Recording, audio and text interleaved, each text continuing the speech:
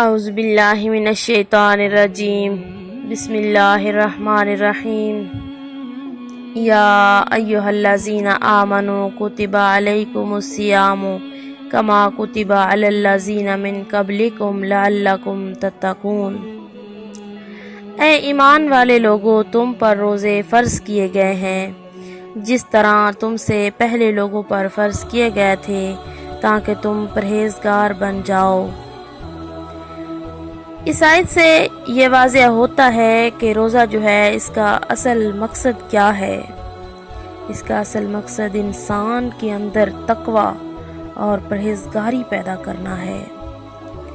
اللہ نے رمضان کے روزے مسلمانوں پر اس لیے واجب کیے تاکہ انسان اپنی نیت کو صاف کر سکے، اپنے وجود کو اپنی خواہشات سے ہٹا کر اپنے آپ کو آخرت کی بھلائی کی طرف لگا سکے، اپنے آپ کو ویسا بنا سکے جیسا اللہ اسے دیکھنا چاہتا ہے۔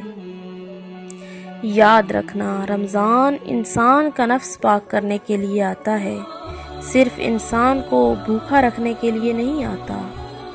اللہ اپنے بندوں سے یہ چاہتا ہے کہ روزہ رکھنے کے بعد وہ بار بار اس بات کو مان لے کہ وہ اللہ کی ذات ہے، وہ اللہ ہے جس نے اس کو پیدا کیا، جو پوری کائنات کا مالک و خالق ہے۔ اللہ اپنے بندوں سے یہ چاہتا ہے کہ اگر اس کی آنکھیں نامحرم کو دیکھنے کی عادت رکھتی ہیں تو اپنی آنکھوں سے کہہ دے اللہ مجھے دیکھ رہا ہے۔ اگر اس کے کان غلط آوازیں سننے کے عادی ہیں تو اپنے کانوں سے کہہ دے اللہ مجھے سن رہا ہے اور دیکھ رہا ہے۔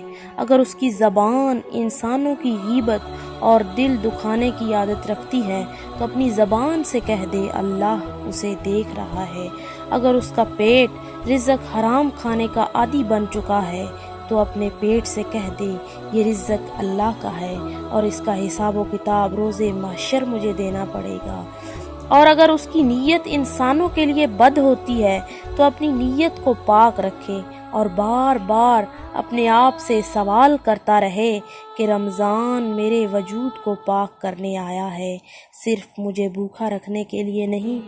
اگر رمضان میں 30 دن کوئی اپنی نیت صاف کرنے کی کوشش کرے تو اللہ عید کے دن اپنے فرشتوں کو بلا کر یہ فرماتا ہے دیکھو پورا سال شیطان اس کو بھٹکاتا رہا لیکن ایک ماہ میں یہ میرا بندہ ویسا ہو گیا جیسا میں اسے دیکھنا چاہتا تھا۔